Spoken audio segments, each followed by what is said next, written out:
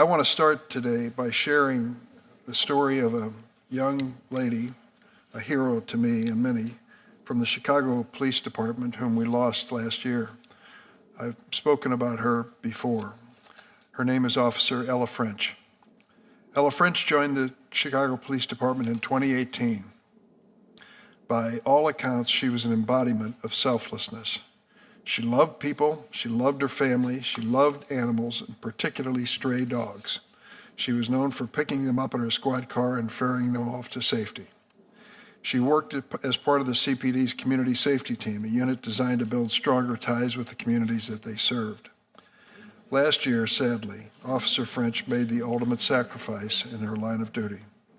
She was shot and killed while making a traffic stop with her partners, Officer Carlos Yanez Jr.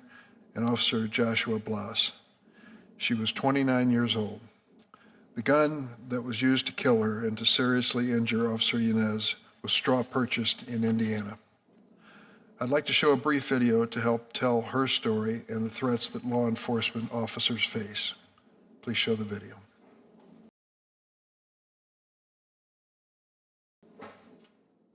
The night of July 1st, there was a mass shooting in Inglewood on a day that had already seen a child shot on the south side.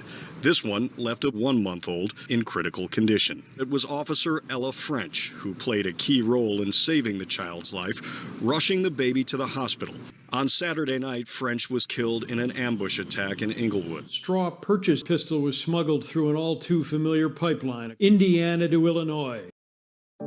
Officer Ella French's mother looked out over a sea of blue, while over 1,000 police officers cramming St. Rita Church. A line of mourners, thousands deep, wrapped around the perimeter of the Southside Chapel. Chicago's Archbishop described her connectedness, both to the community that she served and the people that she worked with. She was just 29 years old. She hasn't even begun her life yet. 2 young police officers, both in their 20s, shot in the line of duty while responding to a domestic dispute. A Detroit police officer shot and killed in the line of duty. A police officer has been shot in Southeast Houston. A North Kansas City police officer was shot during a traffic stop and has life-threatening injuries. You never know. It can end in any minute. I mean, you could kiss your family goodbye, go to work, and, make a traffic stop, and it could be over in a heartbeat. I'm not standing here reporting on a fistfight that keeps happening in and around our community. I'm reporting on double shootings, triple shootings. At this point, the firearms are more dangerous than the drugs. It's way too easy for people to use straw purchasers and get these kind of guns in their hands. I want to protect citizens. I'm a protector. I want to protect my police officers, my own son, who's a police officer. And I think we can achieve both these objectives without infringing on anyone's rights. We need to change. We need to change the system. Too many officers, innocent children, parents are being shot. This needs to stop. Officer Ella French is remembered and beloved for her profound generosity and her passion for service. My wife and I went down to St. Rita Chapel to join in the memorial service. We have never seen an outpouring of grief like we saw that day. We joined hundreds, maybe thousands of mourners who were there. Ella's mother, Elizabeth French, is with us today. I want to thank her personally for being here and for honoring the legacy of her wonderful daughter.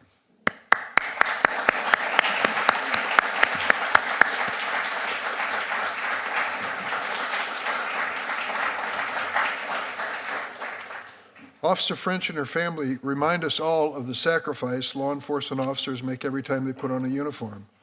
I met Officer Yanez at the Southside Irish Parade. He was in a golf cart with his dad and had a very positive spirit and determination to do everything possible in the rest of his life. With every disturbance call, every domestic violence incident, every 911 report of shots fired, officers put themselves in harm's way to protect us. Let me be clear, and I've said it many times before, I condemn all violence and threats of violence, whether it's Antifa on the left or Donald Trump's January 6th insurrectionists on the right. No political grievance can ever justify attacking police officers. And we should honor the service and sacrifice, not just with words, but with action. In May, this committee reported 5 bipartisan bills to increase federal support for officer hiring and retention and support for officers who suffer job-related trauma.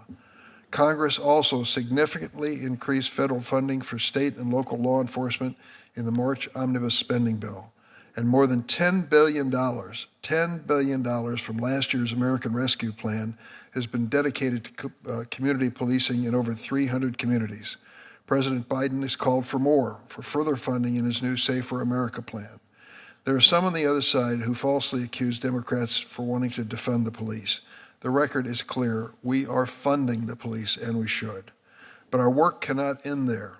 We cannot ignore the dominant role of guns in assault and killings of police officers. Our nation is awash in guns, estimating over 400 million firearms in our nation. Some of them, from straw-purchased handguns to assault weapons, can pierce the Kevlar vests that are supposed to protect law enforcement. At least one witness today has a personal experience with that. From 2012 through 2021, 456 law enforcement officers across America were killed in gun attacks. During the same period, 12 police officers were fatally shot in Canada. 4 were fatally shot in the United Kingdom. 3 were fatally shot in Australia. 456 in America, 12 in Canada, 4 in the United Kingdom, 3 in Australia. Guns are the second leading cause of officer line-of-duty deaths in America after COVID-19.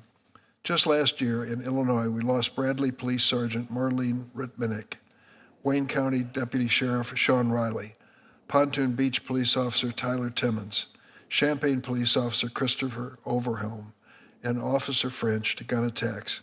My heart goes out to each of their families and for their losses. We take an important step forward with last month's passage of the Bipartisan Safer Communities Act. It includes, finally, a provision that I've joined others in fighting for years, cracking down on straw purchasing. Today I'm announcing a new bill which would provide funding to multi-jurisdictional task forces that investigate and disrupt straw purchasing and illegal firearms trafficking. With the gracious permission of her family, the bill will be named after Officer French. We must do more than prevent officers from being shot. We must do more to prevent officers from being shot. Just last month, Chicago police officer Fernanda Ballesteros shot in the head while making a traffic stop. By the grace of God, she survived. In reflecting on her attacker, Officer Ballesteros said her situation demonstrates, quote, how quickly an officer's day can turn into something catastrophic. She's right. We have to do more to protect our law enforcement officers from the threats they face. And now I'll turn to my friend